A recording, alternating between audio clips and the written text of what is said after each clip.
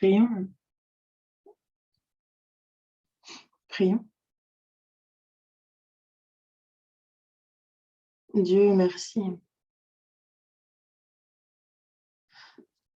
Merci de nous avoir sauvés, de nous avoir guidés dans ton Église,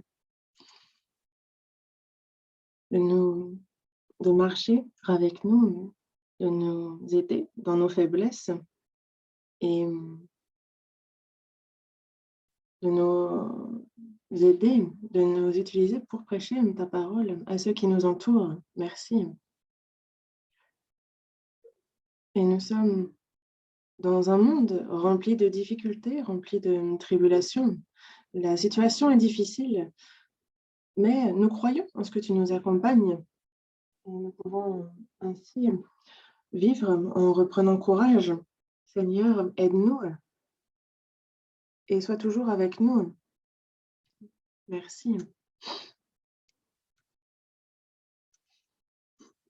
Et ce matin, les frères et sœurs sont réunis devant toi, devant ta parole. Enseigne-nous par cette parole. Et enseigne-nous par ta parole, console-nous par ta parole et que donne-nous aussi un cœur précieux pour pouvoir vivre selon ta parole, qu'on la pratique. Nous nous confions dans le Saint-Esprit pour ce sermon. Il y a les frères et sœurs qui participent en ligne, même s'ils sont éloignés physiquement. Console-les, soutiens leur cœur et donne-leur aussi le courage, un cœur précieux et la puissance pour prêcher ton évangile là où ils sont, afin que chaque jour, tu ajoutes à ton Église ceux qui sont sauvés et que là où ils sont, ton Église puisse voir le jour et pour cela œuvre grandement. Tu nous bénis et tu nous as aussi accordé ce nouveau temple, que ce soit un lieu où notre cœur à tous soit uni, où on puisse se concentrer sur la communion, sur l'évangélisation. Aide-nous pour qu'à travers ce lieu, ta bénédiction déborde. Et pour chaque famille et pour chaque frère et sœur, que ta bénédiction déborde et qu'ainsi ton évangile soit prêché plus largement, c'est notre souhait ardent. Bénis-nous ainsi de toutes ces nouvelles âmes que tu ajoutes à ton Église et que cette bénédiction déborde et qu'elle aille jusqu'à toucher toute la France, jusqu'à la Belgique et aussi tous les lieux qui utilisent le français. Que ta parole puisse être prêchée avec force et utilise-nous précieusement. Fais-nous cette grâce. Nous te remercions pour toutes choses. Aujourd'hui, nous confions tout ce programme, ces paroles, ces communions dans le Saint-Esprit. Et nous avons prié en remerciant le Seigneur Jésus. Amen.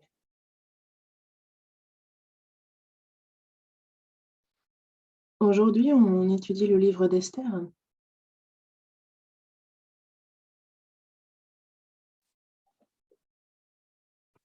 Esther,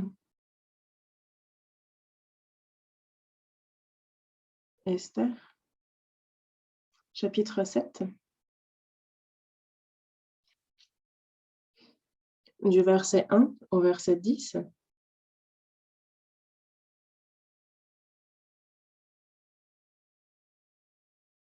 Esther, chapitre 7, du verset 1 au verset 10.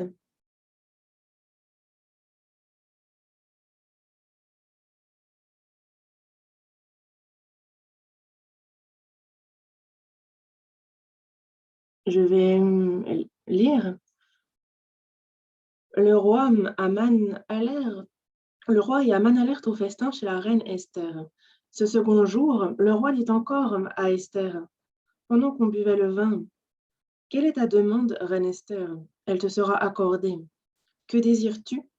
Quand ce sera la moitié du royaume, tu l'obtiendras. La reine Esther répondit: Si j'ai trouvé grâce à tes yeux, ô roi, et si le roi le trouve bon, accorde-moi la vie, voilà ma demande, et sauve mon peuple, voilà mon désir.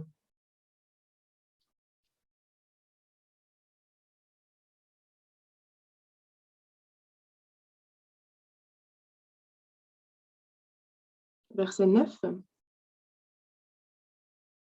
Et Harbonam, l'un des eunuques, dit en présence du roi: Voici, le bois préparé par Aman pour Mardochée, qui a parlé pour le bien du roi, est dressé dans la maison d'Aman à une hauteur de 50 coudées. Le roi dit qu'on y pende Aman. Et l'on pendit Aman au bois qu'il avait préparé pour Mardochée, et la colère du roi s'apaisa.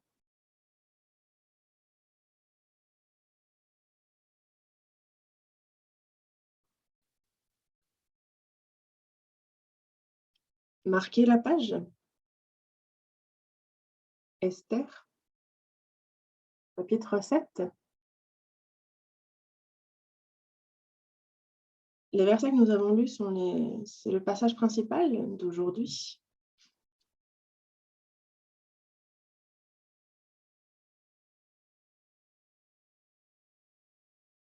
La semaine dernière, en fait, on a connu un, un cas de Covid, n'est-ce pas? Jusqu'à présent, ce n'avait fait que nos frôler, donc on a rendu grâce à Dieu pour cela, mais nous avons été attaqués directement cette fois-ci. Et personnellement, ce pourquoi j'ai pu rendre grâce, c'est que dans l'Église,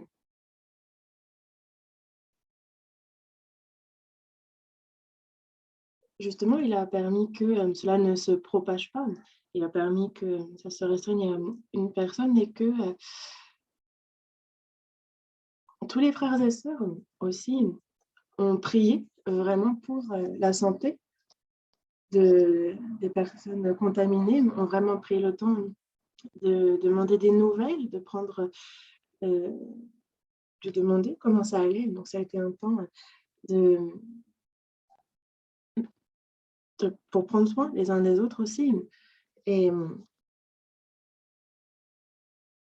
en fait, on s'est empressé d'être vaccinés pour éviter aussi ce genre de situation. Et nous étions dit, justement, dans la mesure du possible, soyons, soyons justement vaccinés. Il est nécessaire aussi pour se réunir au plus vite au temple d'être vaccinés. Et nombreux sont ceux qui ont donc été vaccinés. Certains pour des raisons de santé et pour des raisons personnelles, ils ne se sont pas fait vacciner.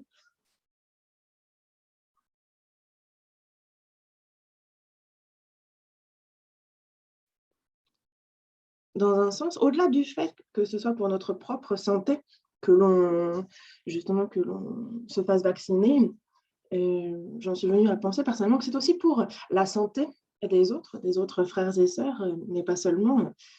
Et si vous n'êtes pas vacciné, c'est vrai que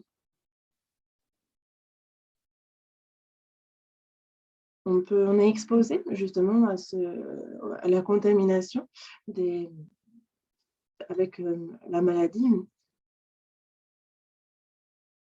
Et une personne qui ne serait pas vaccinée, mais qui vient à l'église, elle sera en sorte protégée par les autres frères et sœurs qui sont, eux, vaccinés. Mais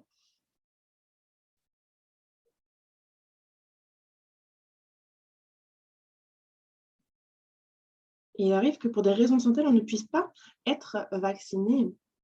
Et aussi, les personnes, en fait, sont là, dans ce cas-là, ça n'empêche que les frères et sœurs seront protégés par les frères et sœurs qui, eux, sont vaccinés. Et donc, je me suis dit que ce n'est pas la vaccination, ce n'est pas seulement une question de pour nous-mêmes, mais aussi pour les autres frères et sœurs. Des fois, on est aussi testé, on a besoin parfois d'être, d'être testé, parce que sinon ça peut vite. C'est assez douloureux, il faut le dire. C'est c'est pas forcément très, très agréable que d'être, vacciné, que d'être, non plus testé.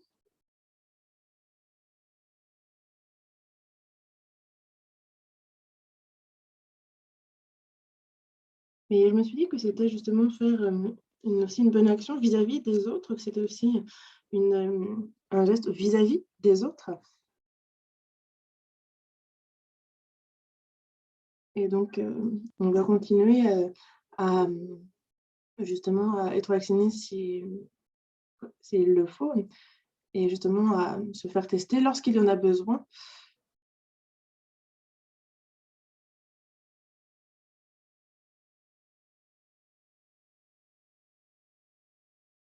Et je me dis justement aussi que ça on sera unis en ce sens-là, que Dieu va aussi nous utiliser.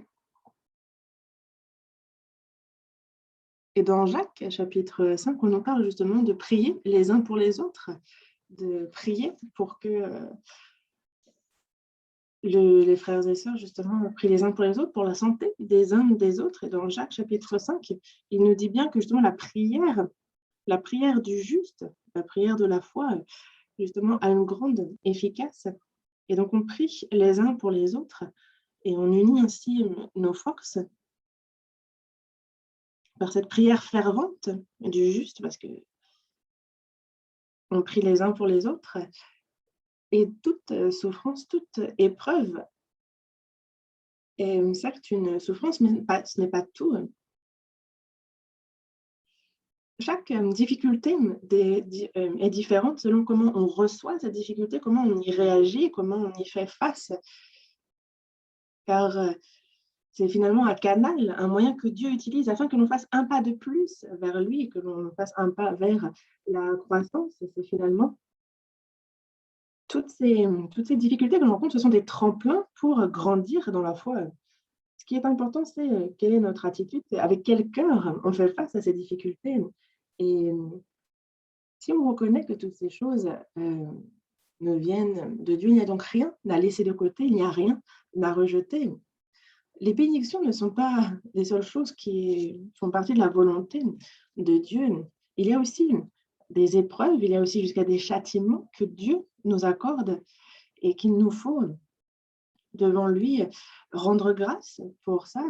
Et car elles nous sont bénéfiques, elles nous apprennent aussi à avoir de la tempérance, elles nous apprennent à grandir, et c'est aussi, un moteur pour la croissance de toute l'Église. Donc je vous demanderai de prier les uns pour les autres, et je priais pour l'Église, pour les frères et sœurs, et j'ai pensé au livre d'Esther. C'est pour ça qu'aujourd'hui, on va s'intéresser à Esther, chapitre 7. Et il y a un enseignement que l'on peut recevoir par l'étude de ce chapitre. Et si je vous fais un résumé du livre d'Esther, donc le livre d'Esther, justement, prend place lorsque justement, en fait, Babylone a justement été, Nebuchadnezzar a été fait captif par l'Empire babylonien. À 3 reprises, justement, il y a eu des invasions, ils ont été emmenés captifs, puis ils ont été aussi, relâchés. Et c'est donc au moment où, il y avait un fort retour des Juifs en Canaan que le livre d'Esther prend place. Et ici, en fait, c'est justement, on a le roi perse Assuérus, et donc en fait, on est entre, la deuxième et le premier et le deuxième retour.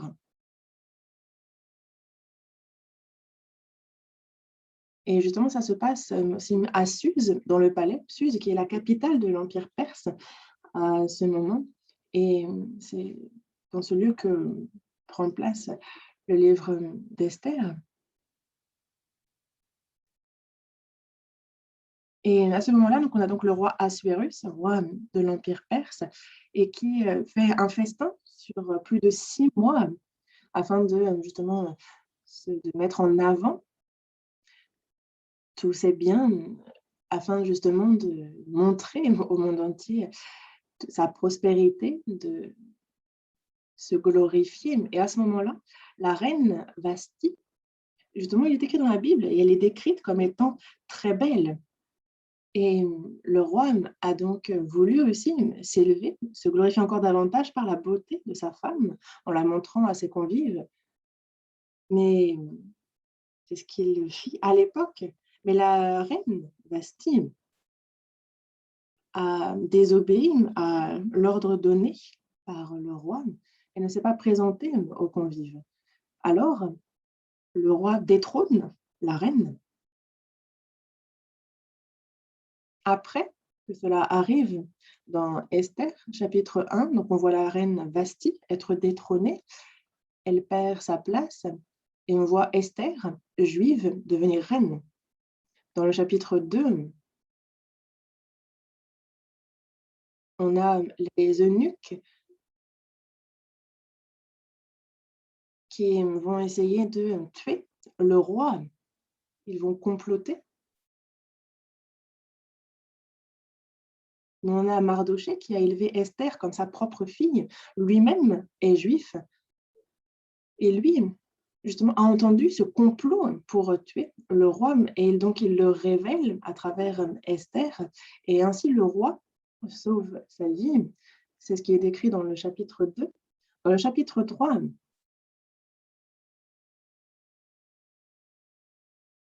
on a Aman, à qui le roi Assuérus donne le pouvoir et il le fait gouverneur, mais qui de premier ministre, et il devient donc celui qui gère la Perse. Mais Mardochée, qui est juif, justement, tout le monde se prosterne devant Aman, mais Mardochée ne le fait pas, il ne le salue pas, il ne se prosterne pas devant lui, ce qui met Aman dans une fureur terrible. Et il se dit, Mardochée, il est juif, et il dit que alors il tuerait tous les juifs du royaume de Perse, et il complote de nouveau pour faire disparaître les juifs de son royaume. Il reçoit l'autorisation du roi et donc il proclame un édit dans tout le territoire. Et donc les juifs se retrouvent en situation critique, leur vie est en péril. Et à ce moment-là, on a Mardochée qui justement, et tout le peuple d'Israël qui sont consternés, ils font un jeûne et ils s'adressent à Esther et lui disant, si tu as été faite reine, ne serait-ce pas pour maintenant? Mais à l'époque, Esther ne peut pas se présenter devant le roi si elle n'est pas appelée par le roi lui-même. Il y avait cette règle en place et elle n'avait donc pas été appelée depuis longtemps, mais elle a été résolue. Elle s'est dit, si je dois périr, je périrai. Et elle se présente devant le roi. Et donc, dans le chapitre 5, on voit Esther qui, au péril de sa vie, se présente devant le roi. Et elle va tenir le premier festin avec le roi et Aman. Et donc, on nous parle du complot que Aman fait à ce moment-là. Mais dans le chapitre 6, la situation change complètement. Il y a un retournement de situation. Il y a Aman qui cherche à tuer Mardochée. Il a donc fait un bois pour le pendre, mais un soir, le roi ne trouve pas le sommeil. Et donc, il demande à ce qu'on lui lise la Bible et les récits. Et il apprend justement, ce que Mardochée a fait lorsqu'il a démantelé ce complot à son égard. Et alors, justement, on commence aussi à parler de comment honorer Mardochée. Et ensuite, on aborde le chapitre 7, celui qui nous intéresse aujourd'hui. Et si je dois résumer le chapitre 7, on voit dans le chapitre 7, du verset 1 au verset 2, on voit qu'il y a le roi Assuérus et Aman qui participent, qui prennent place au deuxième festin tenu par la reine Esther, du verset 3 au verset 6. On voit justement que Esther va révéler le terrible plan rusé de Aman. Et du verset 7 au verset 10, on voit le roi furieux qui va demander l'exécution de Haman. Mais à travers ce chapitre, nous pouvons voir la sagesse d'Esther. Et en méditant ce passage, nous pouvons vraiment voir la sagesse d'Esther dans cette situation. Et nous avons besoin aussi nous-mêmes de cette sagesse.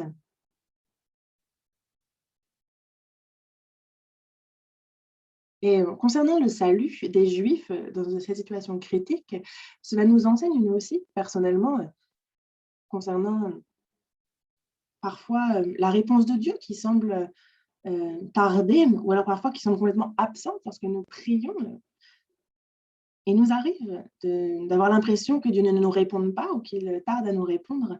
Et nous avons besoin à ce moment-là donc de sagesse, comme Esther en fit preuve à ce moment. Donc il faut on va apprendre concernant cela. On voit justement, donc il y avait un premier festin tenu par la reine Esther. Et on voit que justement, en fait, on va voir dans Esther, chapitre 5, verset 3. Esther, chapitre 5, verset 3. Dans le verset 1 et 2, Esther n'a pas été appelée, elle n'a pas été autorisée à se présenter devant le roi, mais elle se présente devant lui. Et dans le verset 3, le roi lui dit: qu'as-tu, reine Esther, et que demandes-tu? Quand ce serait la moitié du royaume, elle te serait donnée.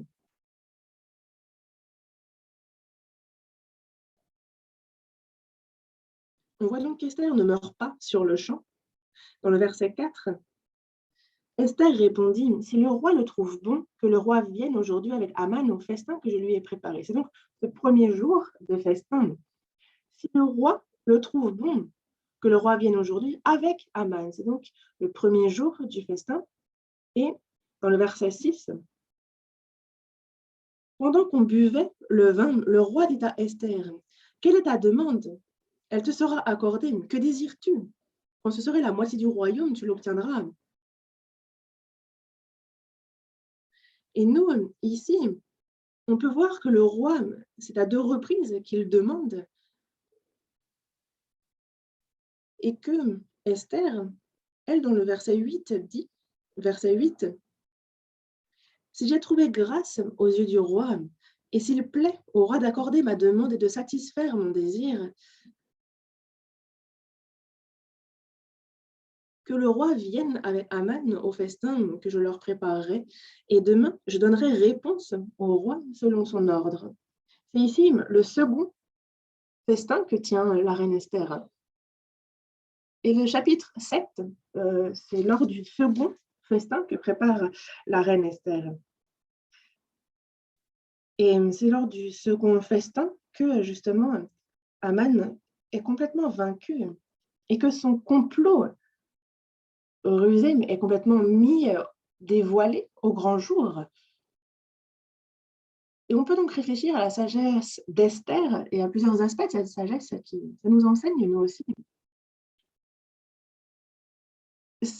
Esther était sage dans un premier point, au sens où elle a attendu jusqu'à ce que le moment soit propice.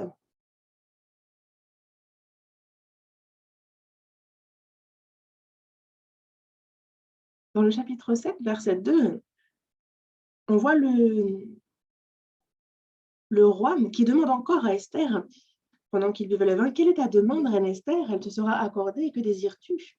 Quand ce serait la moitié du royaume, tu l'obtiendras. Il avait déjà, dans le chapitre 5, demandé à 2 reprises ce que Esther voulait, et il le redemande ici une nouvelle fois. C'est donc à 3 reprises que le roi tient le même discours et pose la même question. Et il veut savoir pourquoi il est venu, pourquoi il est là. Le roi est sorti, mais il n'est pas juste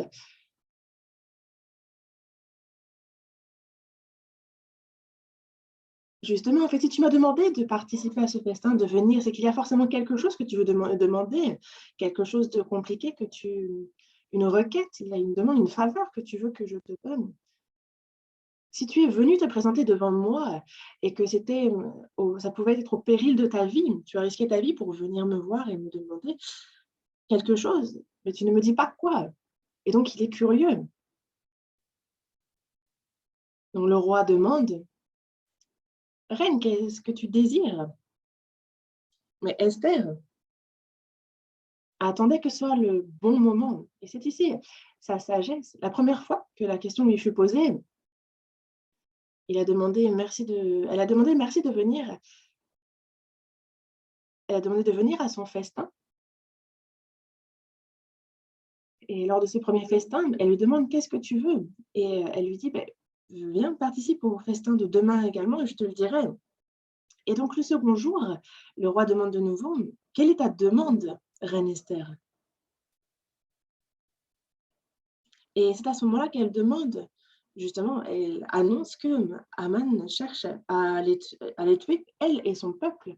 Et donc elle révèle ici le complot d'Aman. Et donc dans tout le processus, pour en arriver à poser sa demande, elle a été sage. Elle a attendu jusqu'à ce que le moment soit propice au roi pour exaucer, pour écouter son vœu. Et pour quelle raison avoir fait ainsi? C'est que son vœu est si important, il est si important qu'elle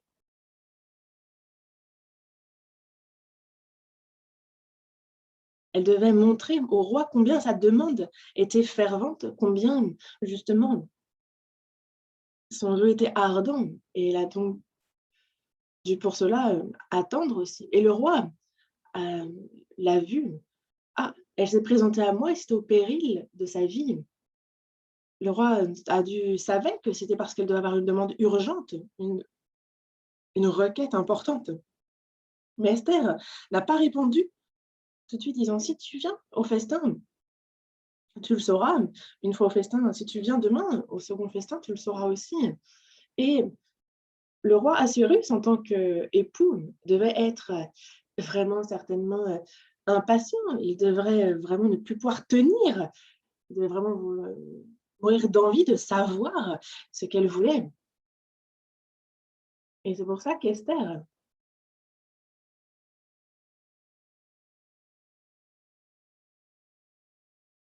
a dû dire: «Mais pour ce qui est de mon vœu, ma demande, viens demain et je te le dirai». Donc il a dû se dire: «Bon, si c'est de participer au festin, pas de problème». Donc il lui redemande: quel est ton vœu? Quelle est ta demande?» Et Esther a dit: Ma demande?»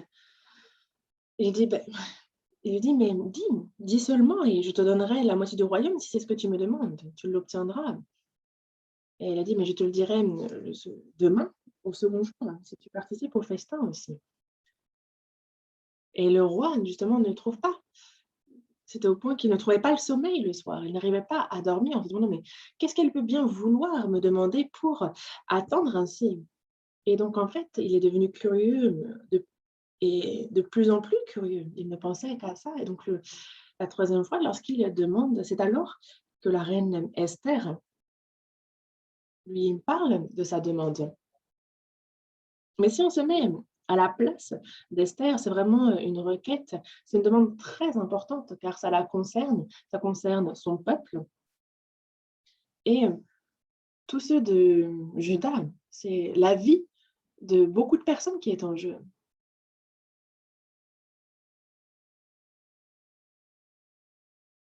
Et justement, en fait, Dieu utilise ce côté précautionneux. Et la reine Esther attend le temps propice. Et il y a ce moment qui arrive, le moment où justement le roi pourrait écouter, pourrait exaucer sa demande. C'est à ce moment propice où elle fait sa demande. Et de la même manière, Nous aussi, nous faisons certaines choses. Nous avons aussi des souhaits ardents, nous sommes fervents pour certaines choses que nous désirons. Et il nous faut justement patienter jusqu'au temps propice, avoir cette sagesse d'attendre le bon moment. Il y a certaines choses que l'on ne peut pas, par exemple, si l'on veut manger du riz, on ne va pas le manger cru. Il faut attendre justement qu'il y a un temps de cuisson nécessaire pour ensuite manger ce riz. Et quelqu'un qui, par exemple, ouvrirait la cuiseuse à riz alors que le riz est en train de cuire, alors ça va détériorer la qualité du riz. Ça n'aura pas le même goût. Et il y a un temps pour toute chose. Il faut donc attendre jusqu'au moment sage. Il nous donne la grâce adéquate, la grâce qui nous convient, il nous donne ce qu'il y a de mieux. Et c'est comme pour les fruits, il faut attendre qu'ils soient mûrs pour les cueillir et les manger. Des fruits qui ne seraient pas mûrs, et on mangerait, et ça peut être au contraire nocif pour notre santé. Et il nous faut aussi attendre le moment propice, il nous faut avoir cette sagesse, attendre le bon moment. Et quel est le second point de sagesse dans l'attitude qu'a eue la reine Esther? C'est justement sa patience. Marquez la page à Esther et nous allons ouvrir la Bible à Romains, chapitre 5, verset 4.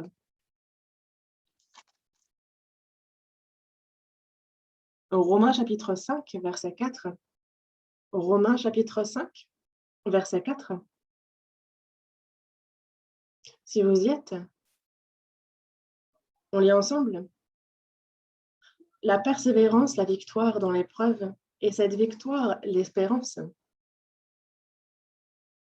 La persévérance produit la victoire dans l'épreuve, et cette victoire, l'espérance.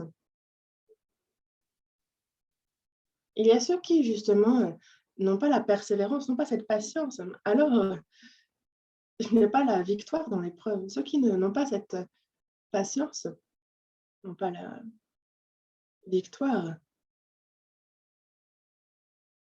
Dieu a fixé un temps pour toute chose, un temps adéquat, et il agit à ce moment-là, au moment propice. Et ceux qui n'ont pas cette persévérance, qui ne sont pas patients, en fait, ils courbent leur voie. Marquez la page avec votre main à Romains chapitre 5. Et on va voir dans Proverbes chapitre 19, verset 3. Proverbes chapitre 19, verset 3.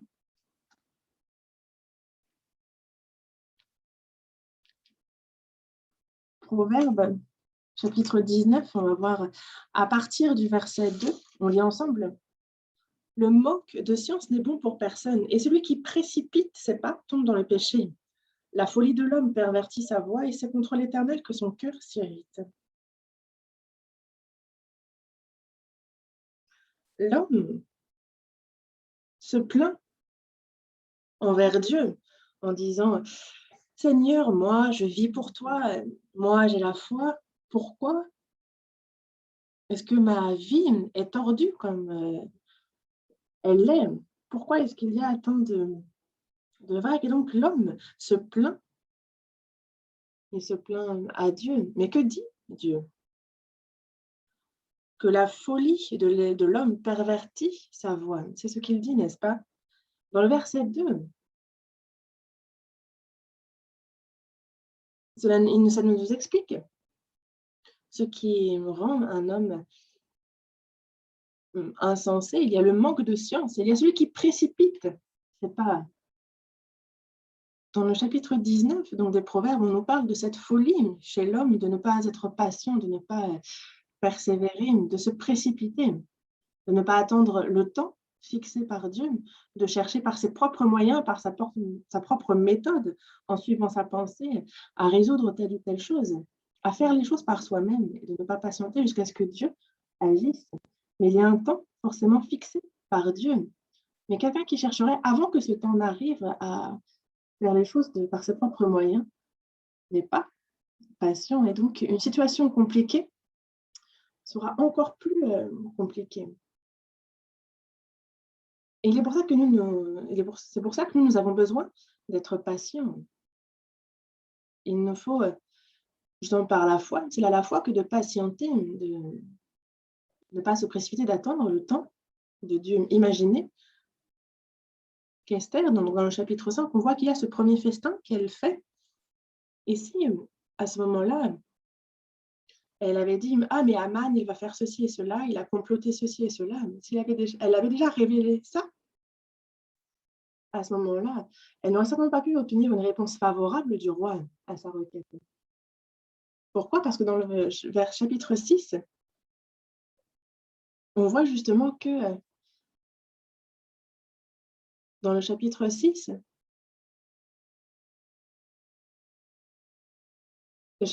le roi comprend ce qui est bénéfique pour le peuple d'Israël. Donc il faut qu'il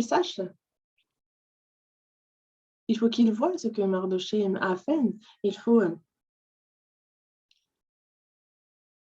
qu'il comprenne justement la place du peuple, d'Israël. Et donc lorsque si elle avait dit dès le premier début, dès le premier festin, dès le début, que Aman avait fait comploter ceci ou cela, alors le roi n'aurait certainement pas répondu favorablement à sa demande, ne sachant pas à quel point le peuple d'Israël est important. Mais elle a patienté. Elle a eu la sagesse d'attendre le second festin. Et en quoi peut-on dire qu'Esther a persévéré, qu'elle a été patiente? Si justement on voit qu'elle a su attendre le moment propice. Et en quoi il faut patienter aussi, ce que l'on peut apprendre d'Esther, c'est qu'on a besoin de cette patience aussi qui, nous aide à maîtriser, à contrôler nos émotions. En fait, alors patienter est une chose, mais il faut aussi contrôler nos émotions dans alors qu'on attend. Parce que certainement qu'Esther devait se dire: «Oh, lui, il essaye de me tuer, c'est injuste, il s'en prend à nous, gratuitement, c'est pas fondé». Il y avait tout ce sentiment certainement qui s'est bouillonné en elle, et certainement que si elle les avait laissés paraître, tout ce serait compliqué. Il aurait pu arriver que Esther meure elle-même si elle avait laissé paraître ses émotions. Mais lors du premier festin, elle aurait très bien pu, justement, accuser à ce moment-là Aman, mais elle a maîtrisé ses émotions, elle a attendu. Et nous aussi, il nous faut certes cette persévérance, mais aussi la maîtrise de soi, de ses émotions dans la patience, quand on patiente. Et ce n'est pas aussi simple que ça. Nous, il nous faut apprendre à contrôler nos émotions, et il ne faut pas qu'on pense que ce soit, qu'on trouve ça dommage, parce que certains font passer les émotions avant, la raison. Parfois, c'est les émotions qui passent même avant, la la volonté. Ceux qui vont se mettre en colère, ceux qui vont, justement montrer leur impatience, certains, heu, c'est, remarquable par exemple d'autant plus chez les plus jeunes, chez les enfants que chez les adultes.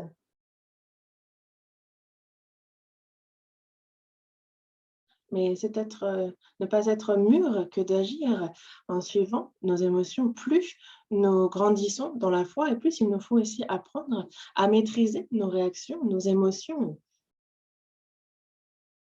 Et il nous faut apprendre donc à être patient aussi dans nos émotions. On avait marqué la page à Romains, chapitre 5, n'est-ce pas? Romains, chapitre 5, verset 3, verset 3. Bien plus, nous nous glorifions même des afflictions, sachant que l'affliction produit la persévérance. Nous aussi, nous nous glorifions, nous sommes dans la joie les, malgré les tribulations. Et en général, c'est assez naturel que de réagir face aux tribulations. On connaît toutes sortes d'émotions, mais il faut qu'on apprenne à les maîtriser. Parce que si jamais, par exemple, quand vous évangélisez quelqu'un, si vous laissez parler toutes vos émotions, ça vous allez vous disputer. Ce que j'entends par là, c'est que si j'ai envie d'évangéliser, si je veux évangéliser telle ou telle personne, on a ce cœur et on rencontre la personne qu'on souhaite évangéliser. Mais il y a ceux qui ne vont pas se maîtriser émotionnellement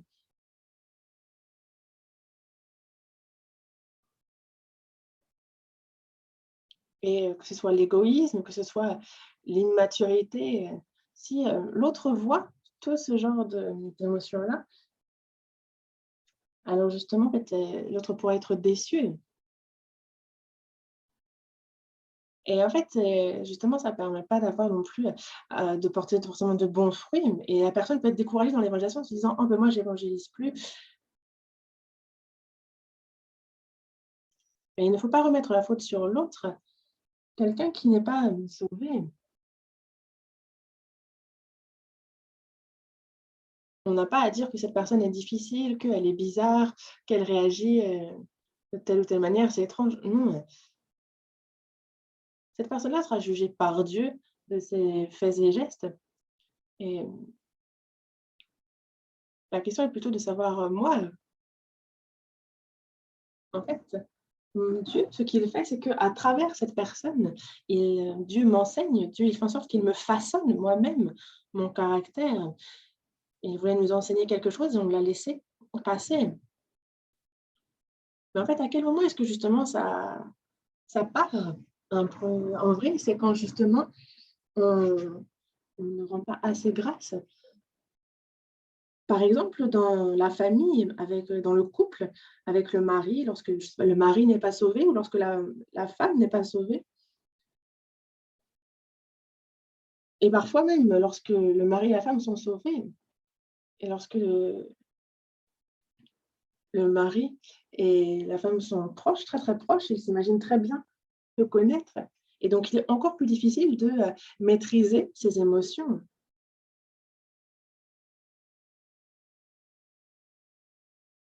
et lorsqu'un couple se connaît très, très, très bien, alors c'est encore plus difficile de maîtriser ses émotions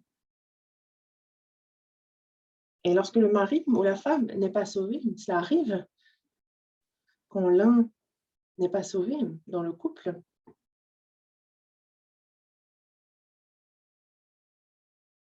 parfois la personne non sauvée dit: «Je reconnais, la Bible n'est pas complètement fausse.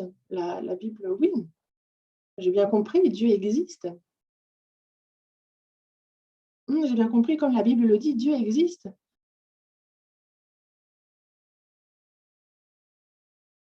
et certains sont blessés lorsque l'autre n'est pas sauvé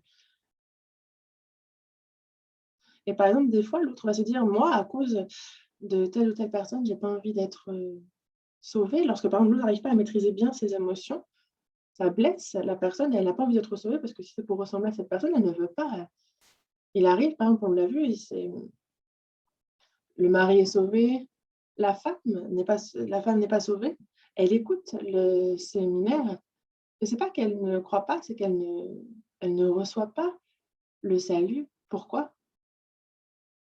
Parce qu'elle parle de toutes les iniquités de son mari. Quand parfois, il la méprise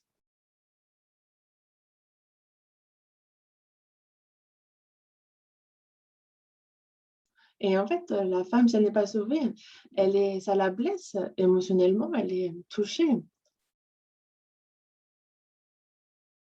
et donc elle n'a pas envie d'aller à l'église avec son mari et elle ne veut pas recevoir le salut et en fait, j'ai eu plusieurs entretiens avec, des couples qui sont, dans cette situation et que ce soit pour l'évangile, en fait, c'est une foi précieuse que d'arriver à contrôler ses émotions, à patienter, surtout dans l'évangélisation et ce qu'il faut que nous, on apprenne aussi concernant la persévérance, c'est qu'il y a un temps préparé par Dieu. On a besoin de cette foi qui attend, qui persévère pour le temps fixé par Dieu. Réfléchis à Noé, par exemple, jusqu'à ce que l'arche soit achevée. Il a fallu qu'il supporte les injures, les moqueries Mais la raison pour laquelle Noé a pu attendre, c'est qu'il avait un temps fixé par Dieu et il le savait, il y croyait qu'au temps venu, alors les choses se passeraient. Il a donc pu patienter. Ainsi, dans la Genèse, chapitre 6, verset 22, et parce qu'il a cru qu'il y avait un temps fixé par Dieu, il a donc pu exécuter tout ce que Dieu lui avait ordonné.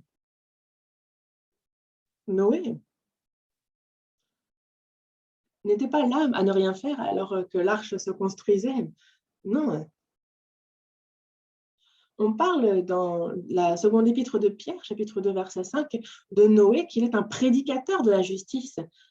Il parlait justement du jugement qui attendait cette terre, il parlait du plan de Dieu, qu'il allait pleuvoir, qu'il allait avoir le déluge et qu'il fallait monter dans l'arche.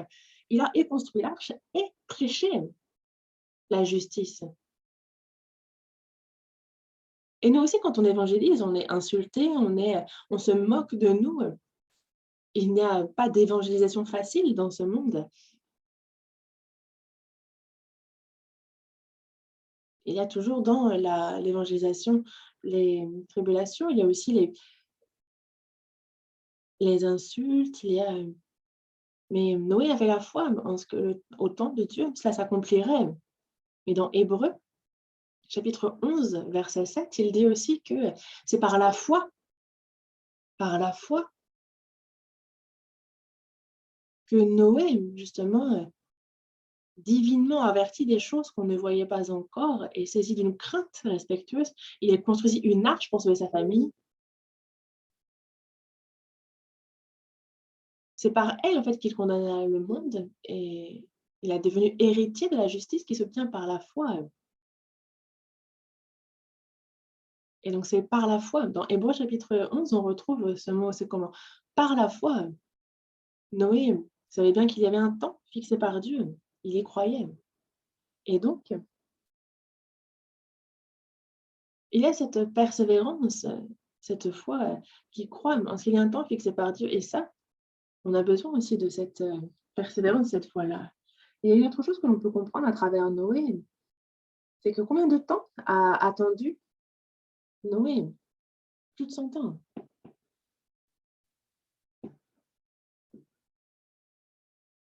Et c'est très long à attendre. C'est vraiment une période très, très longue pour laquelle persévérer. Et on se demande comment a-t-il pu persévérer un temps aussi long alors qu'il était insulté, qu'on se moquait de lui. Et nous, en fait, à quel point est-ce que nous sommes patients? Combien est-ce que nous persévérons? Que ce soit Esther. Esther croyait dans le salut, dans la délivrance qu'accorderait Dieu en son temps. Et c'est pour ça que elle a persévéré, elle a attendu avant de dénoncer Aman et son complot devant le roi.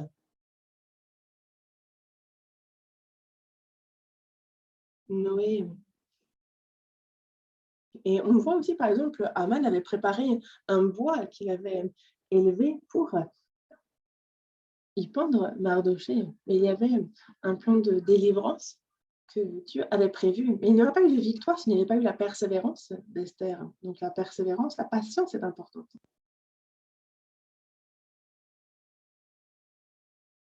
Et Dieu aussi a préparé la délivrance, le salut pour le peuple d'Israël en son temps. Dieu a déjà tout préparé, mais comment faut-il que nous fassions alors? Quelle que soit la situation à laquelle je fais face, il faut que ce soit par la foi que qu'on avance.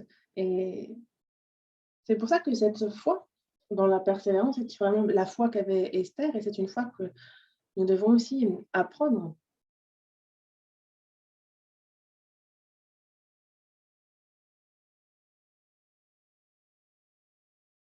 Et Esther a ainsi pu sauver sa propre vie et celle de son peuple en ayant cette sagesse, cette persévérance et cette foi dans la patience.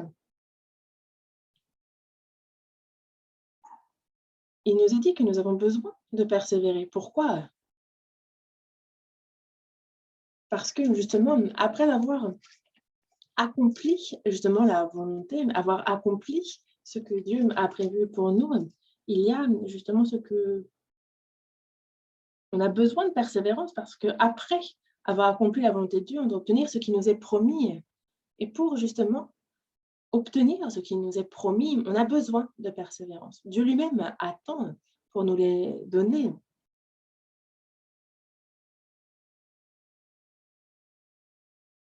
Et justement, la fin ne sera pas bonne justement si on n'impatiente pas. Voyons dans Jacques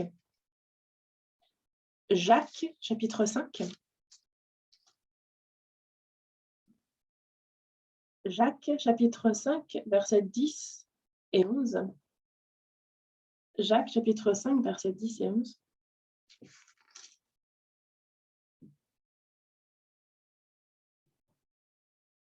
Versets 10 et 11. Prenez, mes frères, pour modèle de souffrance et de patience les prophètes qui ont parlé au nom du Seigneur. Donc, on a des modèles de souffrance et de patience. Les prophètes, la vie des prophètes, on a besoin justement d'examiner leur vie. Pourquoi? Parce qu'eux aussi souffrent, eux aussi, ils ont patienté.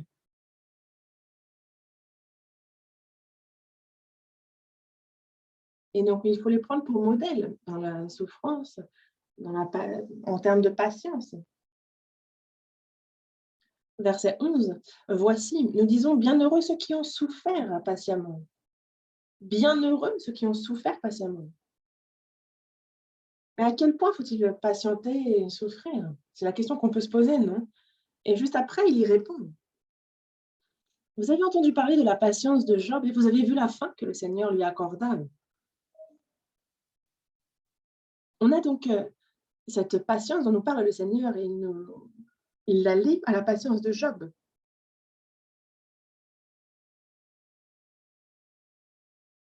Et si on est sauvé, on passe tous à travers des épreuves. Toute personne sauvée Dieu veut que ces personnes apprennent la patience. Et nous, on veut recevoir la gloire, n'est-ce pas? On aimerait aussi que des choses se passent aussi dans ce monde pendant qu'on est sur Terre, mais soyez patients, persévérez.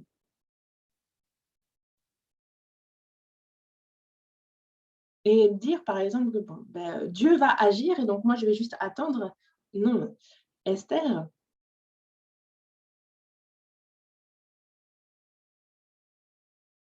elle n'a pas fait que patienter. Cette patienter lui a justement apporté la sagesse. Elle a fait un plan.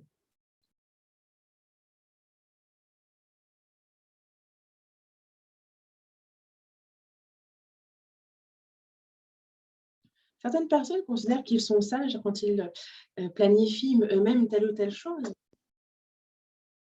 mais la sagesse conduit vraiment aux bonnes choses.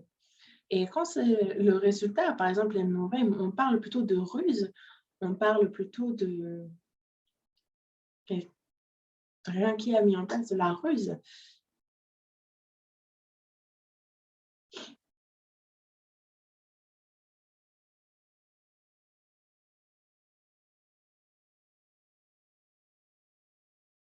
Et justement, quand l'évangile est prêché, quand il y a consolation pour les frères et sœurs, quand il y a communion entre les frères et sœurs, quand chacun est édifié lorsque la parole de Dieu est prêchée, en fait, quand la sagesse vraiment guide à toutes ces choses.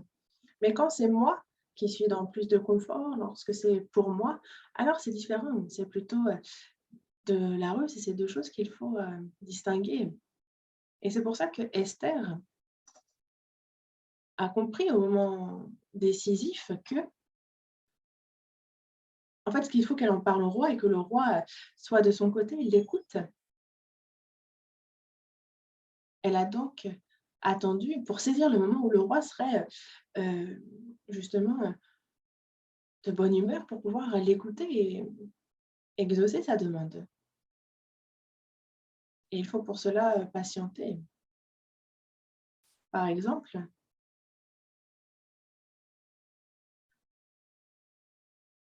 la femme doit prêcher l'évangile à son mari qui n'est pas sauvé, créer vraiment l'environnement, la situation pour qu'il ne puisse pas refuser.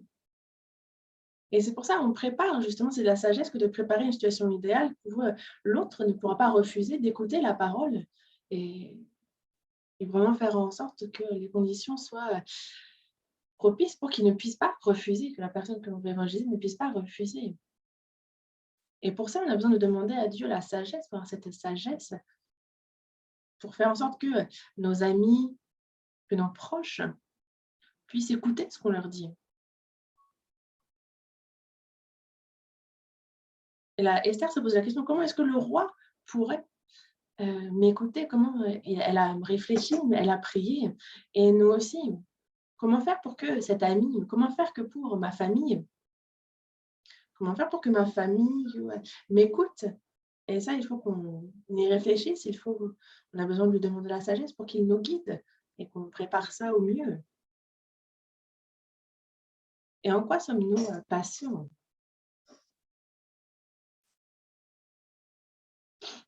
Et il y a aussi dans tous ces préparatifs,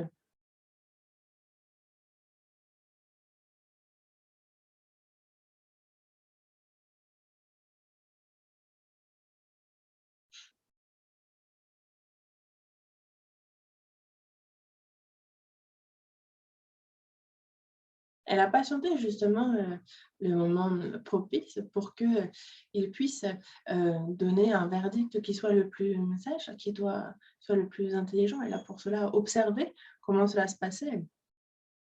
Et il faut qu'il en soit de même pour nous.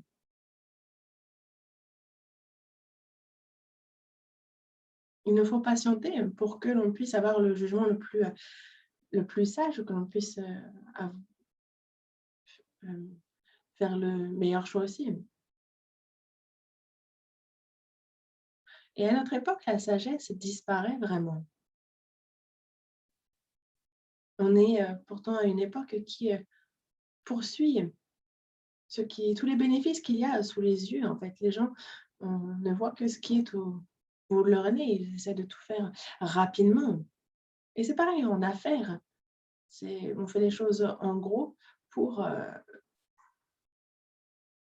justement faire au plus vite, essayer de gagner, on pense, au court terme. Et justement, on est là, les gens sont là pour amasser. Et je pense que c'est là le succès. Mais ce n'est pas du tout ce qui préoccupe les chrétiens. Même, même pour l'Église, en fait. On n'est pas là pour l'efficacité. On peut tarder. Il nous faut persévérer, attendre. Pourquoi? Parce que ce qui est important, c'est d'avancer ensemble, de grandir ensemble, de profiter ensemble, d'être dans la joie. Et c'est ça que Dieu veut. C'est là la direction que prend l'Église. Parce que si c'est l'efficacité que l'on poursuit, alors il n'y aurait pas un seul frère, pas une seule sœur qui serait encore dans l'Église. Nous, on est là pour communier ensemble.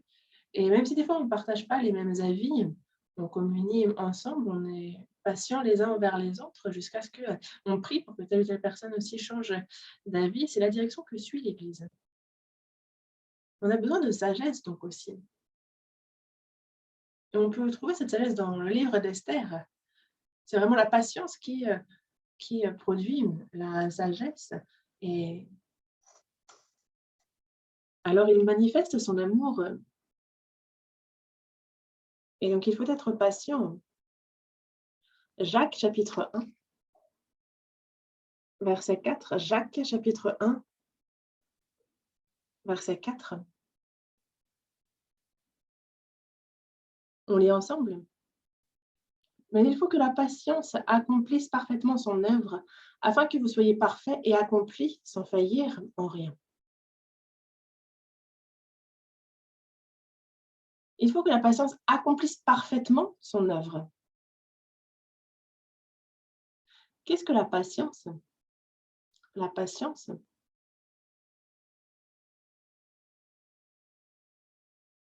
La patience, c'est vraiment l'espace au sein duquel travaille Dieu.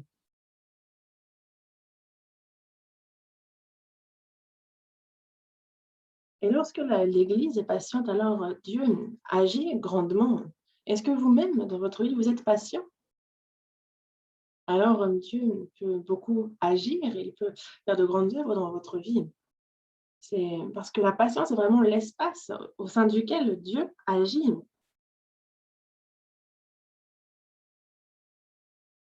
Et justement, si on n'est pas patient, les grâces de Dieu ne peuvent pas euh, descendre suffisamment. Il faut être patient pour que justement Dieu puisse largement nous combler de grâce. Il faut donc qu'on étende notre temps de patience. Si jamais on a un tout petit peu de patience, alors il faut que vraiment on apprenne à attendre, à persévérer, même dans les souffrances. Il faut que l'on s'entraîne à élargir justement ce temps de patience. Et Esther, c'est aussi retenue de faire certaines choses. Elle a été patiente et il faut l'être. Elle a attendu vraiment que l'œuvre de Dieu s'accomplisse, elle a attendu sa sagesse. Et dans sa vie, dans l'Église, il nous faut aussi que nous-mêmes, on attende que Dieu agisse dans notre vie.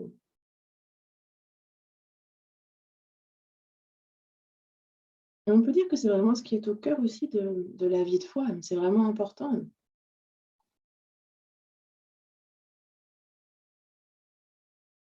Et c'est quelque chose qu'il nous faut apprendre. Si vous êtes dans la souffrance, sachez que c'est une occasion que Dieu donne de pouvoir apprendre la persévérance. Est-ce que vous êtes dans les difficultés financières? Est-ce que vous souffrez physiquement? Vous êtes malade? C'est une occasion que Dieu donne de pouvoir apprendre à persévérer. Personne ne connaît à quoi ça va mener. Si,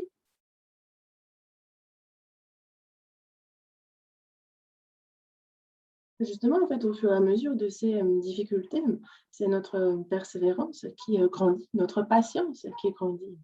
Il ne faut pas que nous, justement, on se précipite. Et il y a un troisième point concernant la sagesse d'Esther, c'est qu'elle avait des paroles à propos. Elle avait la sagesse aussi dans son langage.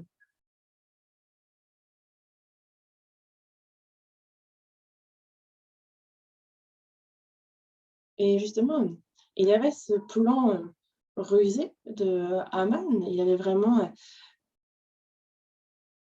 de mauvais projets. Mais on retourne à Esther pour voir Esther chapitre 7. Esther chapitre 7, dans le verset 3, on voit Esther qui dit: La reine Esther répondit: Si j'ai trouvé grâce à tes yeux, ô roi, et si le roi le trouve bon, accorde-moi la vie. Voilà ma demande et sauve mon peuple. Voilà mon désir. Verset 4. Car nous sommes vendus, moi et mon peuple, pour être détruits, égorgés, anéantis. Encore si nous étions vendus pour devenir esclaves et servantes, je me tairais. Mais l'ennemi ne saurait compenser le dommage fait au roi.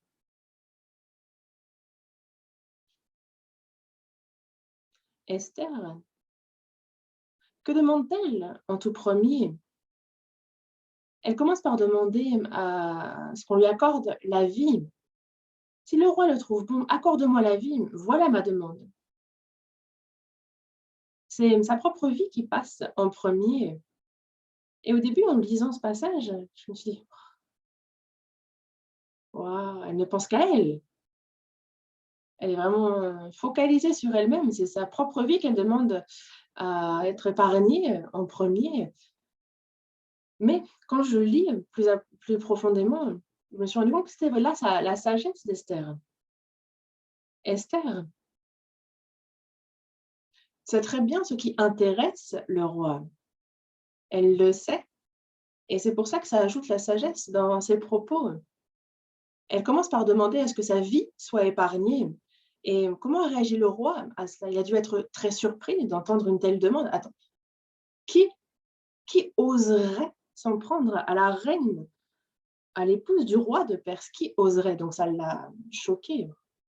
Le roi ne s'intéresse pas aux Juifs. Qu'ils vivent, qu'ils meurent, il ne s'intéresse pas du tout aux Juifs. Mais Esther, c'est sa femme. Il dit: «Qui cherche à tuer ma femme?» Et c'est pour ça que le roi ne s'intéressait pas aux Juifs, mais il s'intéressait à Esther, à sa femme. Et c'est pour ça qu'il dit,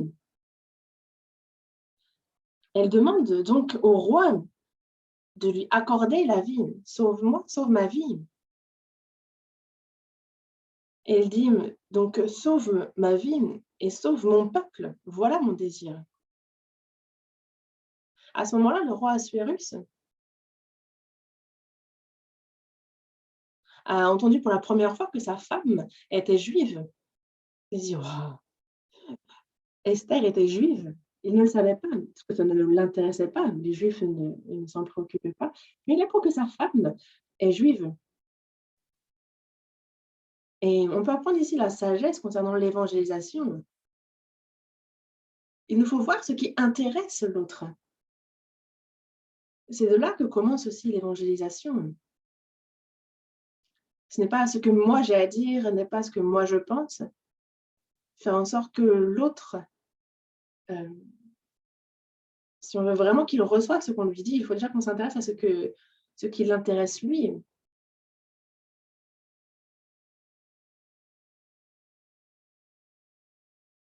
Et dans ses propos aussi,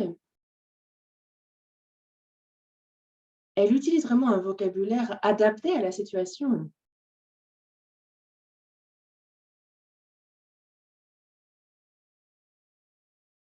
Parce qu'elle dit: «Car nous sommes vendus, moi et mon peuple, pour être détruits, égorgés, anéantis».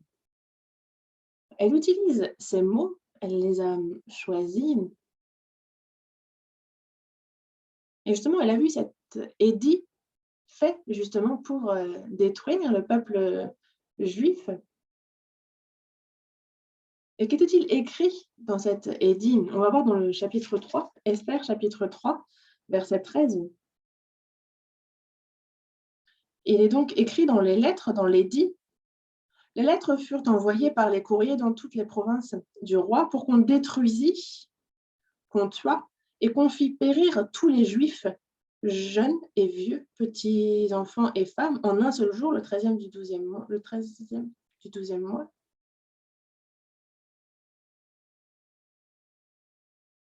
Et justement, en fait, elle réfère ici à cette lettre: détruire, tuer, faire périr, détruire, égorger, anéantir. Elle a vu cet édit, les lettres, et elle les a justement eues sous les yeux constamment et en se demandant comment faire pour pouvoir au mieux plaider sa cause, comment, s'en prendre à Haman de la manière la plus sage. Et elle n'a utilisé que les bons mots, précisément les verbes aussi. Et c'est aussi ce qu'il faut que nous fassions dans l'évangélisation, parce que, en fait, à dire beaucoup de choses ou à monter des choses, non. Mais des fois, il ne suffit que de quelques mots, mais de mots bien placés, de mots, utiles.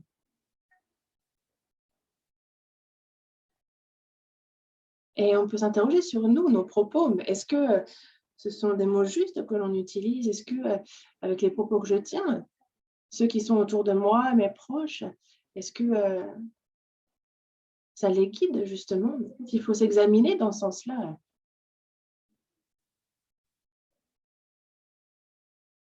Et la Bible dit bien qu'une personne qui tient de bons propos est justement une personne aussi accomplie.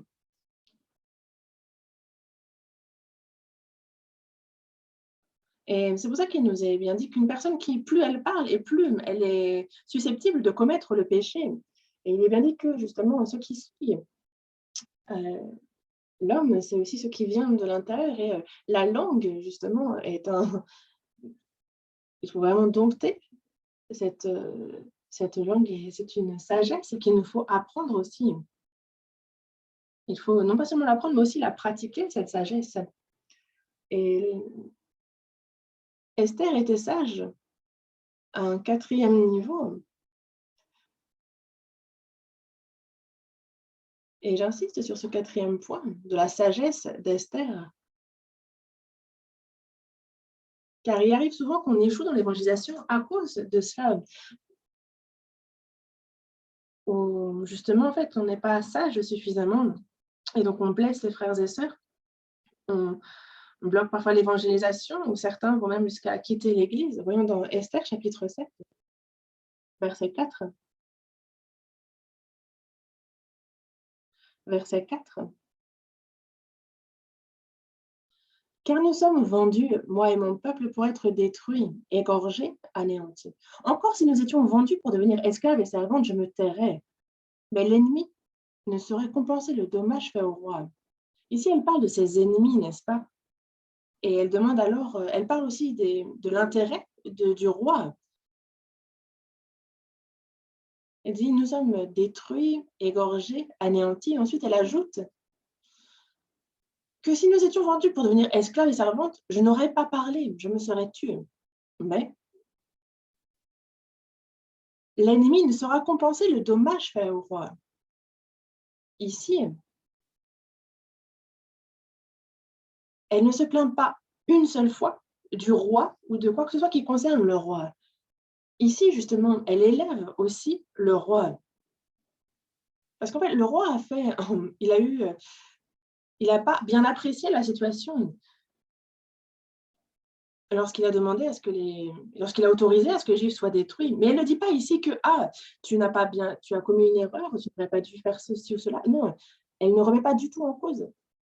Elle ne lui fait aucun reproche, mais elle fait en sorte dans ses propos qu'il puisse lui-même comprendre sans le lui dire directement. Et donc, c'est la sagesse dans ses propos. Et il dit, si encore nous étions vendus pour devenir esclaves et servantes, je me serais tué.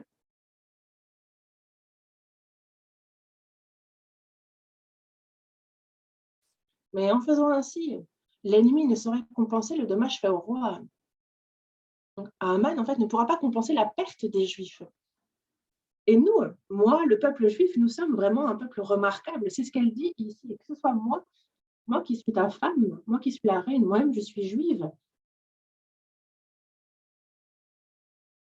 Et Mardoché aussi, qui a sauvé ta vie, est juif aussi. Et donc,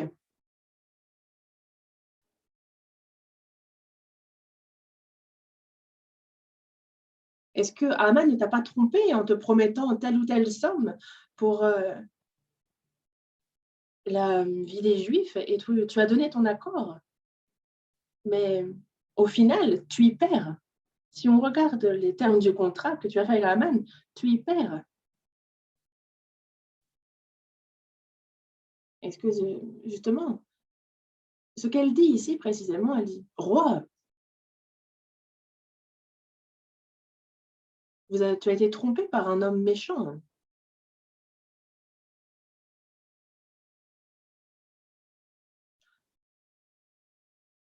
Est-ce que c'est comparable la mort des Juifs et l'argent qu'il t'a promis? Non, cela ne se vaut pas.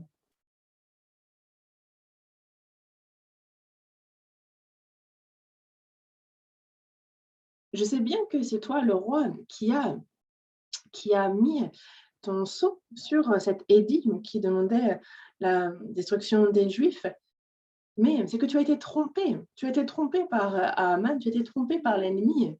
Regardons dans le verset 5, chapitre 7, verset 5. Le roi Assuérus prit la parole et dit à la reine Esther, qui est-il et où est-il celui qui se propose d'agir ainsi? N'est-ce pas? Le roi a compris. Qui est celui qui se propose d'agir ainsi? Où est-il? Qui est-il?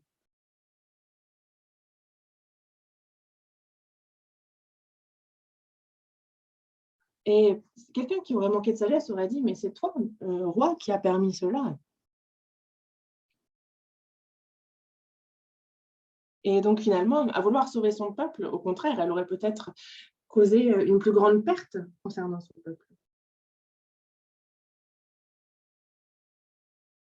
On a envie de dire au roi, bah, tu penses que c'est qui? Cherche pas loin, hein, c'est toi. C'est toi qui as donné ton sceau. Mais justement, elle ne lui dit pas, elle est sage, elle ne lui dit pas, c'est toi. Ce qu'elle fait, elle dit, tu as été trompé. L'oppresseur, l'ennemi, c'est Haman, ce méchant-là.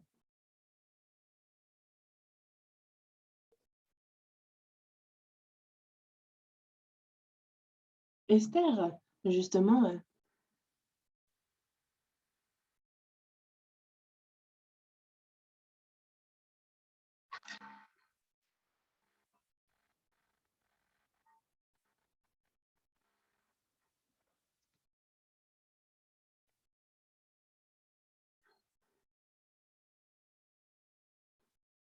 elle aurait très bien pu lui dire, c'est toi qui as fait ceci. Mais elle n'a pas retenu la protection de le roi. C'est pas tout, le roi a été sage à faire. Mais par contre, elle lui a dit, c'est le complot de Haman qui t'a confondu, c'est lui qui t'a trompé. Elle a donc élevé le roi. Elle ne lui a pas demandé de se rendre compte de ses actes, elle n'a pas remis la responsabilité sur lui, mais elle a précisément pointé du doigt qui était l'ennemi. Et nous aussi, les frères et sœurs ne sont pas l'ennemi. Les frères et sœurs qui nous martyrisent, il peut y en avoir qui nous blessent, il peut y avoir des frères et sœurs qui nous attaquent, mais l'ennemi, ce n'est pas les frères et sœurs, c'est au contraire le diable qui est derrière et qui cherche justement à créer un, justement un gap entre les frères et les sœurs.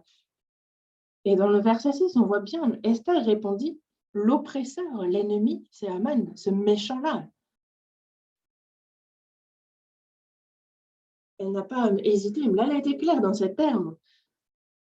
C'est Haman qui a prévu le massacre de notre peuple. C'est lui qui est à l'initiative de, de ce complot. Et elle a pu dire cela parce qu'elle a vu que, elle avait la certitude que le roi Assuérus était dans sa poche, que désormais il était de son côté. Elle l'a convaincu par ses propos sages et désormais le cœur du roi est de son côté. Et elle en était convaincue. Et c'est donc pour ça qu'elle a pu avoir cette assurance et qu'elle a pu parler franchement ainsi. Elle a cru également au plan de Dieu. Elle était convaincue que c'était le moment pour Dieu. Et parce qu'elle avait donc, parce qu'elle avait foi en son âme, qu'elle a pu parler ainsi. Elle avait pensé mourir.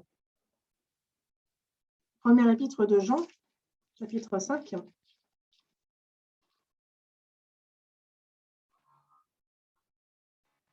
Premier épître de Jean, chapitre 5, versets 14 et 15. Premier épître de Jean, chapitre 5, versets 14 et 15. Ce sont des versets importants, on les lit ensemble.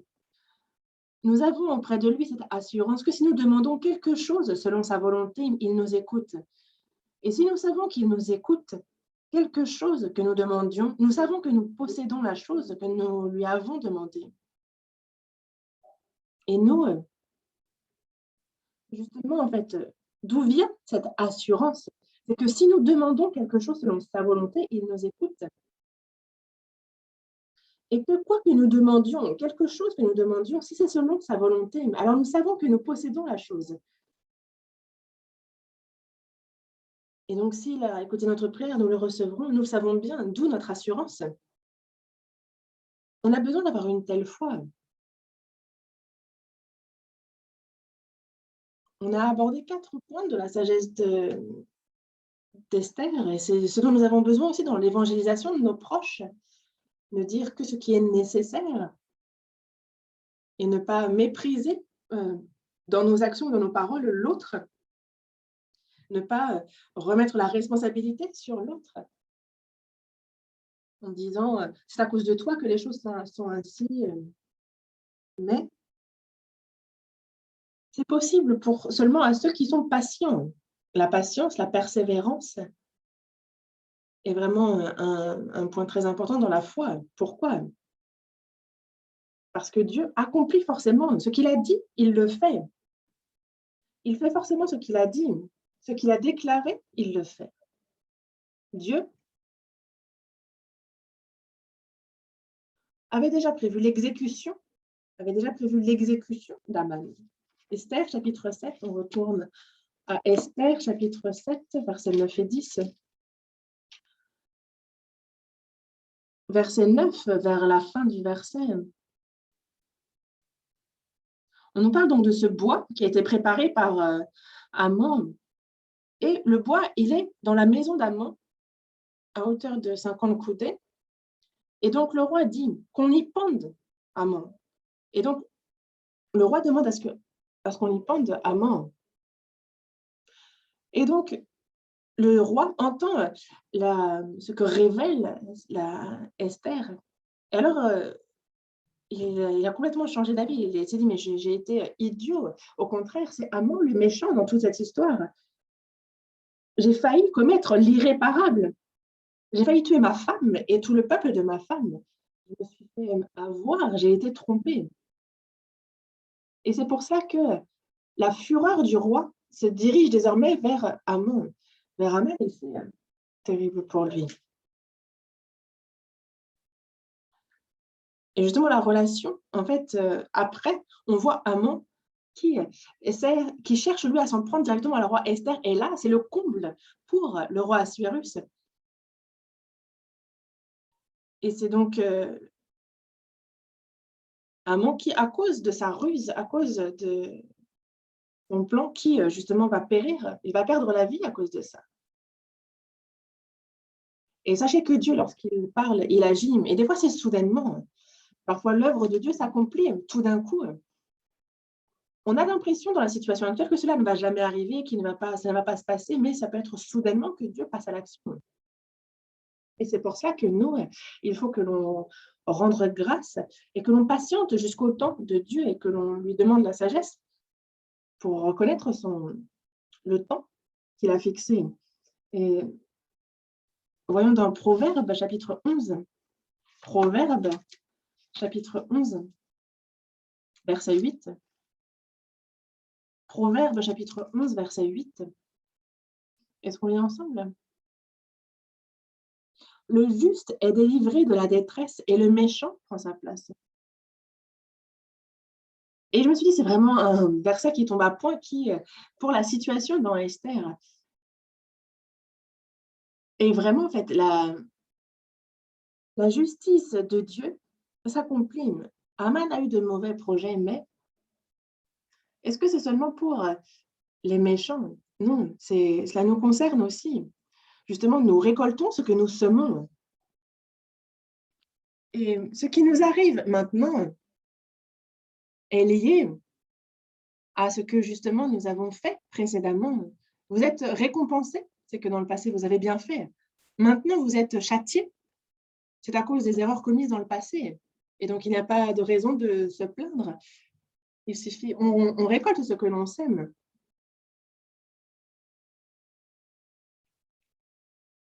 Et justement, quand on sème, c'est la vie éternelle que l'on reçoit. On peut vivre selon. Il y a ceux qui sèment pour la chair, mais alors ce qu'ils récoltent, ce sont des choses périssables, des choses charnelles qui ne durent pas. Et justement, il est bien dit de ne pas nous tromper nous-mêmes, de ne pas se laisser tromper. Parce que justement, on ne trompe pas Dieu. Et justement, l'homme récolte ce qu'il sème. Et celui, justement, celui qui va semer pour la chair, lui, il va récolter la corruption, mais celui qui sème pour l'esprit, il moissonnera de l'esprit la vie éternelle. Et nous moissonnons au temps convenable. Il ne faut pas nous relâcher. Il faut savoir, donc, qu'on ne se moque pas de Dieu, en fait. Parce qu'un homme aura semé, il le moissonnera aussi.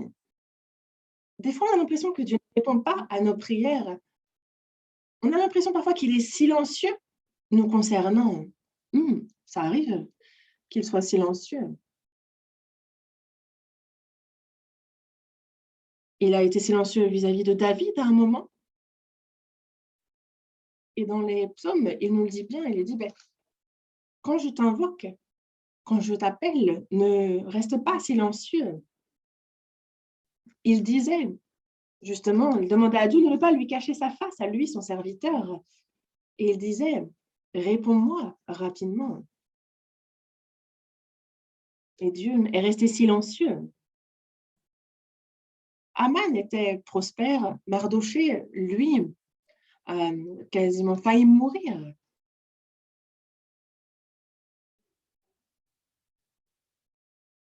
Et Aman, qui pourtant n'aime pas Dieu, il faudrait que ce soit lui qui périsse, mais il est devenu gouverneur. Il était le second, le bras droit du roi.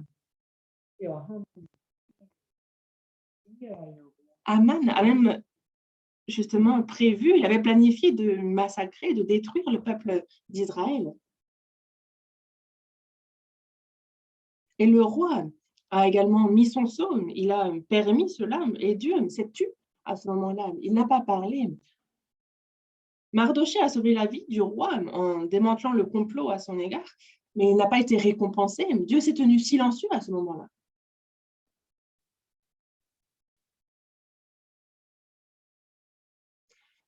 Aman a préparé le bois pour pendre Mardoché. Et à ce moment-là, Dieu est resté silencieux aussi. Dieu reste silencieux. Et on se demande, pourquoi est-ce que Dieu n'intervient pas rapidement? Pourquoi est-ce qu'il reste silencieux comme ça? Il y a un but à cela.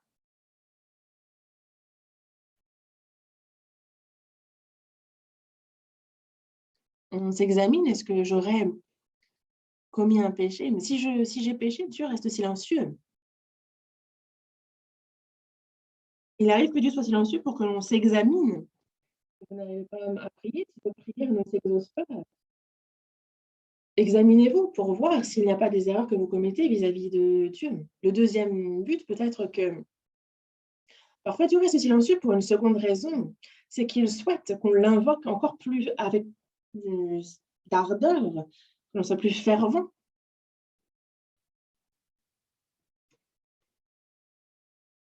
Il y avait donc une païenne dont la fille était malade et donc cette maman va voir Jésus. Elle est elle-même païenne. Et elle demande donc à Jésus de l'aider, mais il est resté silencieux. Elle ne l'a pas méprisé, il ne l'a pas méprisée sous prétexte qu'elle était païenne. Non, c'est qu'il attendait, il patientait en silence jusqu'à ce qu'elle l'invoque encore plus ardemment, qu'elle soit plus fervente dans sa prière, dans sa demande. Alors, à ce moment-là, Jésus dit bien, ta foi est grande. Et ce que tu as demandé, il sera fait selon ton souhait. Et il a écouté une fois qu'elle a été plus fervente dans sa demande.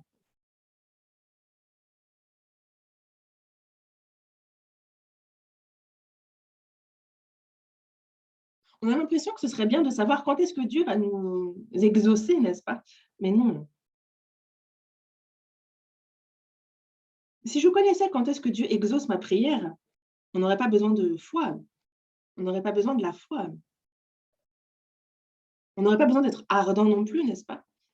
Donc on ne serait plus fervent. Et ce serait le péché, lui, qui se multiplierait. Et nous aussi, en fait, dans notre prière, on demande au Seigneur, viens bientôt. C'est notre souhait, notre prière. Mais si on savait le jour, la date du retour du Seigneur, alors notre vie, on serait beaucoup moins fervent. Et le fait qu'il ne nous fasse pas savoir quand est-ce qu'il va nous exaucer, c'est une grâce pour nous finalement. Et un troisième but pour lequel Dieu reste silencieux, il est aussi silencieux parce que c'est afin de manifester sa gloire. Lazare, justement, Lazare est mort et on est venu trouver Jésus pour lui dire que celui que tu aimes est mort. Et il dit, mais en fait non, il n'est pas mort, c'est pour glorifier Dieu. C'est pour glorifier Dieu qu'il dort ainsi. C'est ce qu'il a dit. Il a entendu que Lazare était malade, mais il est resté 2 jours de plus là où il était.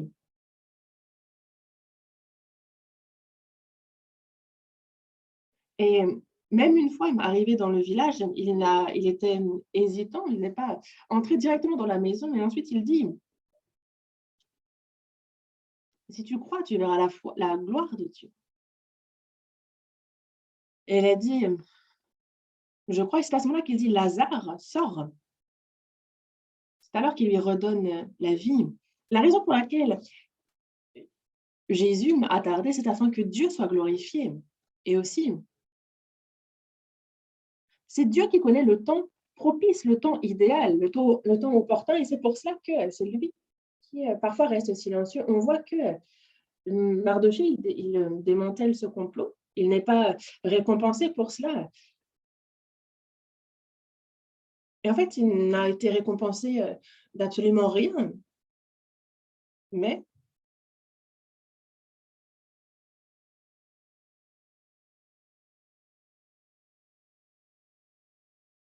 on peut se dire que pour Mardochée, c'est un peu injuste, mais c'est ici la providence de Dieu.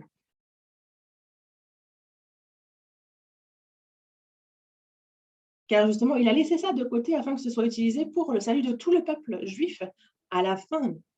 Et c'est vraiment autant, vraiment qui nous laisse bouche bée. C'est le timing parfait de Dieu qui nous laisse bouche bée.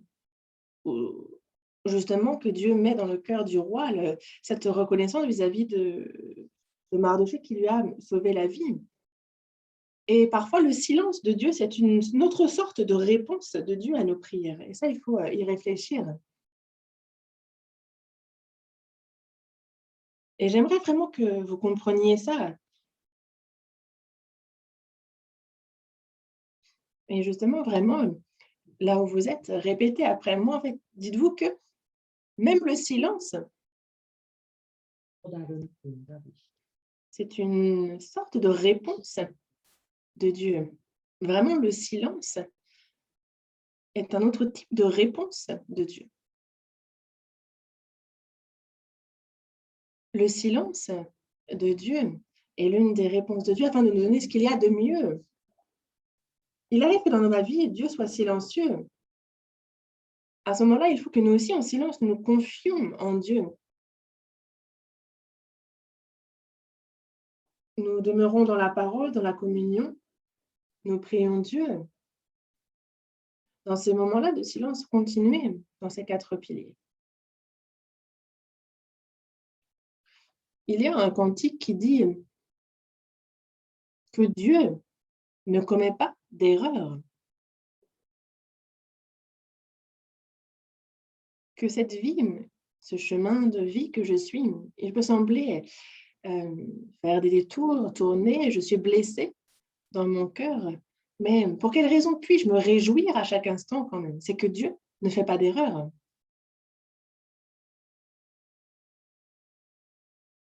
Il arrive que tout ce que je planifie ne se déroule pas comme je l'avais prévu.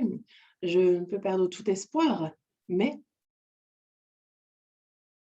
pour quelle raison puis-je constamment me confier en Dieu malgré la situation? C'est qu'il est celui qui connaît le mieux ma voie. Je peux être en pleine, ça peut être le soir en pleine obscurité. On a l'impression que le jour ne va jamais pointer, mais à ce moment-là, justement, en fait, il faut persévérer dans la foi, tout confier à Dieu. Et c'est cela, justement, avoir foi en Dieu. Il y a beaucoup de choses que nous ne voyons pas encore. Nous ne savons pas, nous ne connaissons pas l'avenir, nous ne savons pas ce qui nous attend.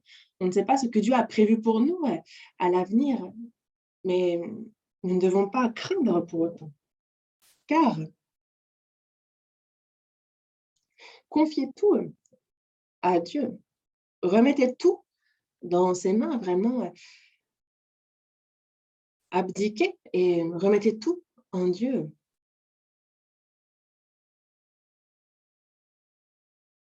Car viendra le moment où Dieu éclairera de sa lumière claire. On a l'impression de marcher dans l'obscurité.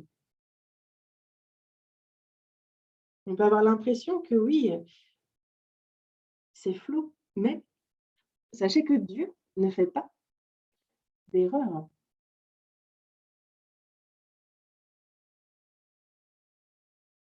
Et ça, il faut y croire. Il ne répond peut-être pas immédiatement, mais c'est le meilleur chemin pour nous.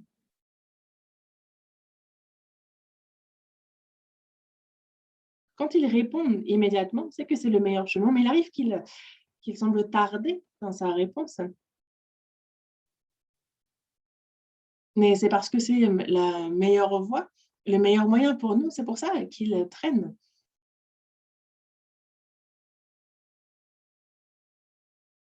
Et donc c'est une réponse différente. Il arrive parfois que Dieu justement rejette, n'exauce pas notre prière. Mais nous pouvons tout de même croire en lui parce que nous savons pardon, que c'est justement, il a refusé, il n'a pas exaucé ma prière parce que c'est ce qu'il y avait de mieux pour moi. Et on commence par prier par la foi. Et pourquoi est-ce que parfois, justement, on est découragé? Pourquoi est-ce que c'est souvent parce qu'on a l'impression que la réponse de Dieu est différente de celle que nous avions espérée en priant. Mais ça, dites-vous que c'est votre pensée.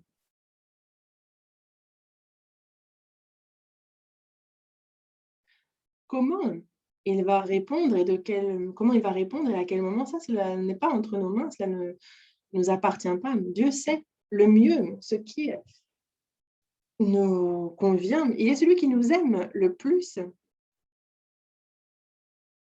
et il est celui justement qui nous répond de la meilleure des manières et donc il nous suffit d'avoir foi en cela.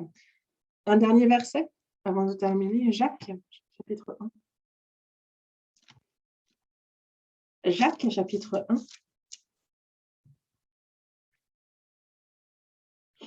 du verset 6 au verset 8. Jacques, chapitre 1, du verset 6 au verset 8.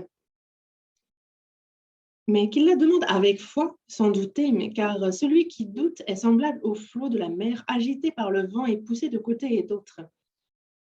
Qu'un tel homme ne s'imagine pas qu'il recevra quelque chose du Seigneur. C'est un homme irrésolu, inconstant dans toutes ses voies.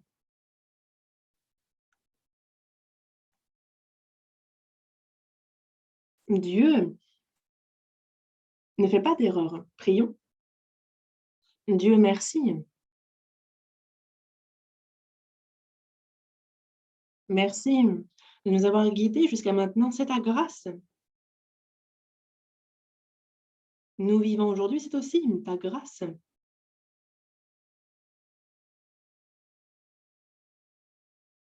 Nous croyons en ce que ta grâce va nous accompagner encore dans les jours à venir et nous t'en remercions. Nous rencontrons beaucoup de difficultés et il arrive souvent que nous pensions que tu restes silencieux.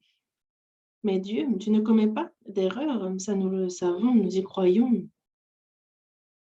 Tu nous aides dans nos faiblesses durant notre vie de foi et il y a ces épreuves, ces situations que nous rencontrons qui nous paraissent gigantesques, mais c'est en toi que nous remettons et aide-nous à aller de l'avant.